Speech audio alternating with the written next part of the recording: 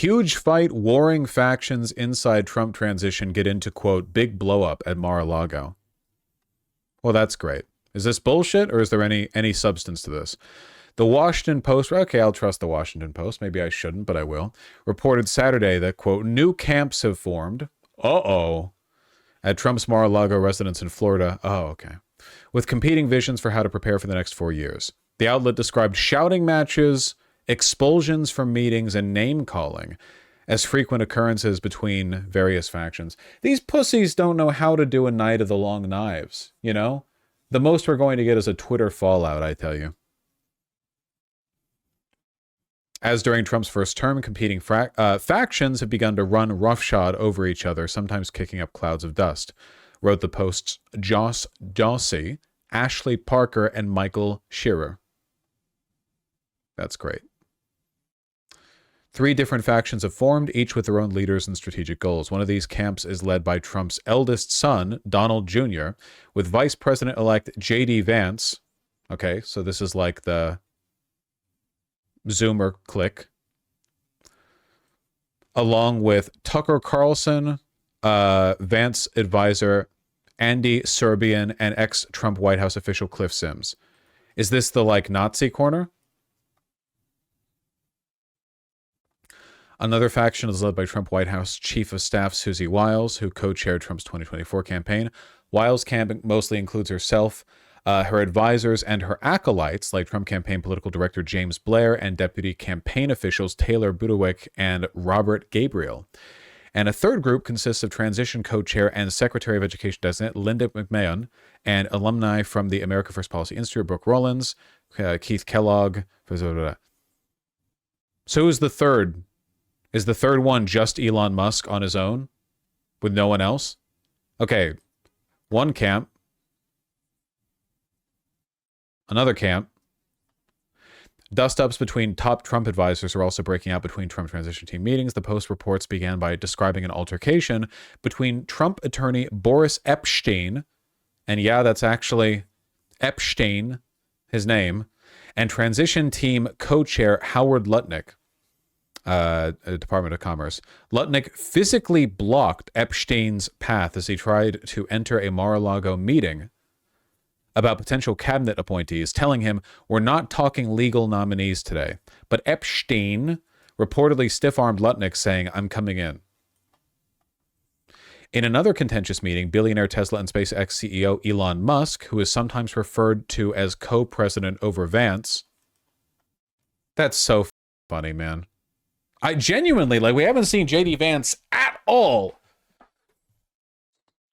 since the election. Vosh, the second paragraph you highlighted described both second and third group. Did it? If so, I completely skipped over it. And the third group consists of, yes, okay, you're right, I did. I probably read that out loud, too. Epstein and Elon Musk got into a loud back and forth. Okay, I heard this. I've heard this from a different source. With the former suggesting the latter was leaking sensitive details of meetings to the press. One unnamed witness described the encounter on the Mar-a-Lago patio as a huge fight and a big blow-up, with Epstein reportedly saying, "I don't know what you're talking about. I didn't do anything wrong." It really just sounds like they don't like Epstein. With several Republican senators were at a SpaceX launch earlier this week, Senate Majority Leader Chuck Schumer managed to get several of President Joe Biden's last remaining federal judges confirmed. Vance wasn't present for the vote. You guys better show up and do your frickin' job. Chung posted to X referring to both Vance and Senator Marco Rubio, who Trump picked to head the State Department. Vance responded by calling Chung a mouth-breathing imbecile in the now-deleted tweet. Chung has since added mouth-breathing imbecile to her X bio. Fantastic. The girls are fighting. Queen move. Queen never cry. Is this not exactly what we hoped for? Yeah, it kind of is. The audience exodus from CNN and especially MSNBC since the election is staggering. CNN and MSNBC have seen totals decline by 27% and 38% respectively. In the 25 to 54 demo, CNN has averaged 70,000, while MSNBC has averaged 53,000. God damn. Put their combined TV viewership together and you're like, it's like a little bit more than a Hassan stream. That's crazy. Liberals are not happy with them, Vosh. Consistent reason for dropping them is, quote, they betrayed the liberals. I mean, it's definitely not a good marketing strategy that Fox News has continued to be extremely relevant with by like, you know, following the path of the party that they are made to shill for, and also like very, very, very aggressively kowtowing to the populist interests of their, you know, their viewership, whereas CNN and MSNBC basically just bleh. They've got like nothing. And Elon Musk is flirting with the idea of buying it. That'll be good. Morning Joe has crashed and burned. They went back to kiss Trump's butt. Everyone has jumped ship. Well, they didn't believe in anything. None of them believe in anything. It'll finally put the nail in the coffin. I think that we should just let all social media be owned by Elon Musk, because it's going so well for us so far. Rachel Maddow's salary reportedly cut by $5 million despite being ratings Viagra, as parent company Comcast deals with difficult time. I feel like we might be entering a true dark age of like right-wing media consolidation.